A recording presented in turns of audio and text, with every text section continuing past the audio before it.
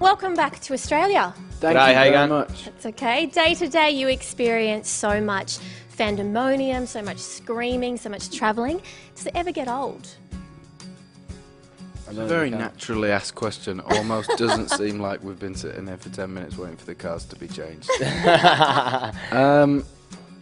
I think it's never been like the norm for us, which I think is a good thing. I think the moment that isn't weird to you is the moment you've lost all sense of kind of reality. I think we don't find it tedious either. We like it.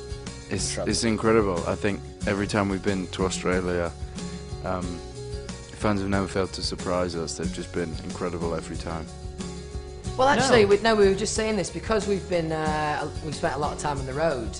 We actually only really see our fans at our shows, so it's cool doing things like these award shows where you actually get to see fans on a real mass scale, and we get to go around and take some photos. And yeah, it's cool. It's exciting. Well, you did experience a stage because Louis on stage only wears one in-ear, so you did experience a stage where your one ear was hearing better than the other. Yeah, and I was sure that. How are you now, though? Are you better? Well, I went and had it checked out, and the guy said I had it all in my head, but what does he know? He was an ear specialist. He was qualified and everything. What does he know? Yeah. You seem to come back and back. What do you love most about the Aussie girls or women? I think this place is more chilled out than any other place on earth. I'd strongly say that. This is a strong surfing culture, which we love to surf and stuff. And I don't know, it's a nice chill vibe. Yeah, impact on your mood, and the weather's always good here, so everyone's always in a good mood. That's true. When was the last time it was cold? A couple of weeks ago, you've sort of come on. But what's cold to you? I mean, it's not London cold. Put it that way. But to be honest with you, the other day we were in Florida, and Florida was the coldest it's ever been in its existence. It was. In London, it was warmer than Florida. Yeah. Your new album 4 is incredible. How do you want your fans to feel when they listen to it? A step forward. A step forward. A bit of back in time at the same time. It's kind of an odd feeling, I think, with this album. I think we went for a sound that is kind of old style, but at the same time we wanted to take a step forward and kind of introduce our fans to a new style of music, I guess. Yeah. And I suppose lyrically, we always try and be as relatable as possible, and write about our experiences and other kind of experiences.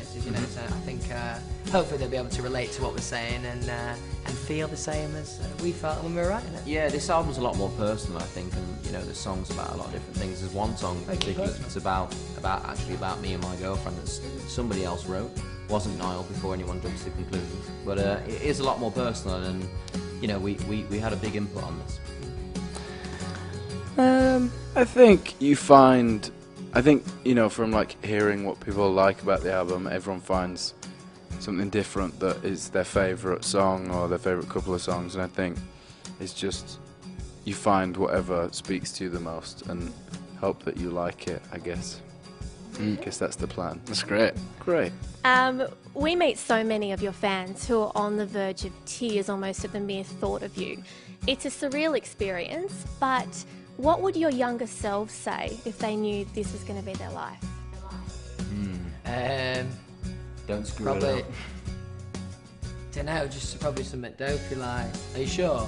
Are you sure that's you in a few years? I'd be like, yeah.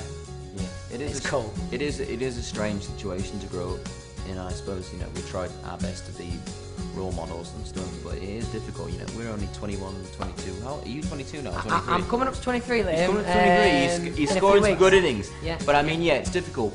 Being this age, we feel the responsibility of having so many followers on Twitter and stuff, and so many fans that we have to show them.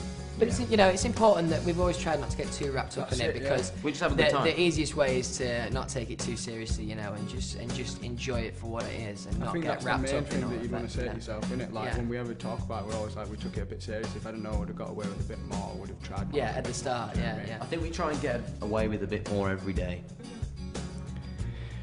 I think first of all, to be very shocked and excited as to what is to come. Because what's happened to us over the last 4.5 years has just been absolutely incredible. We were talking about it in a couple of interviews today. To even think that we're here in Australia is just unbelievable. I know for a fact that I wouldn't have ever been able to make it down here.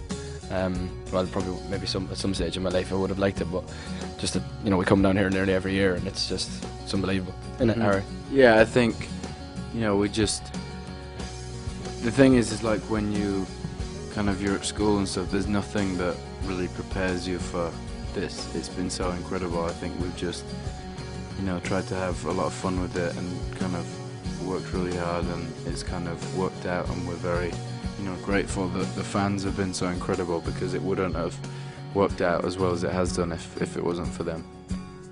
It's worked out so well. Your lives are broadcasted across the world.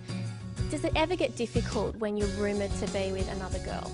Yeah, it can be frustrating sometimes. You know, we can't really have friends who are girls, if I'm being honest. But you know, that's, you know, people have a job to do, and let them write what they want, I suppose.